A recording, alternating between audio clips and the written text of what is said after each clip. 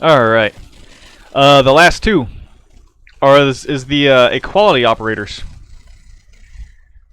Yeah, it's equal to and not equal to. So first, let's test if 5 is equal to 5. Well, 5 does equal 5, okay? And the way we compare this is two equal signs back to back, right? Not one equal sign. Remember, that's the assignment operator.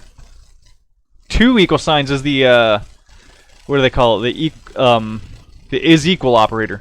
Let's make sure that they call it the same thing. Yeah, okay, the equal to operator. Okay, is 5 equal to 5? Let's go ahead and run this.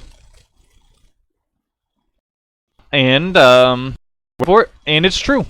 5 does equal 5. Now let's see if 4 equals 5. Does 4 equal 5? It does not. 4 does not equal 5. Okay. Now the not equal. Okay, that is represented with an exclamation mark and an equal sign. This means not equal to. In this case, this expression, 4 not equal to 5, is going to evaluate the true because 4 does not equal 5. That's a true statement.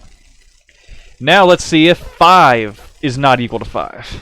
Well, in this case, 5 does equal 5, so this is a false statement. And when we run this, it evaluates to false. Alright, so these last two videos, we covered all 6 of these operators.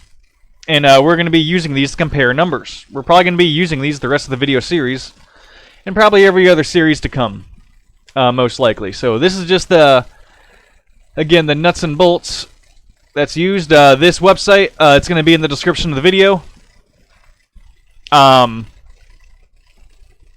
Yes, this is how this is what we're going to be using to compare operators. And then finally, we're going to use these operators in the if statement, and this is in the that's going to give us a little bit more control in the program.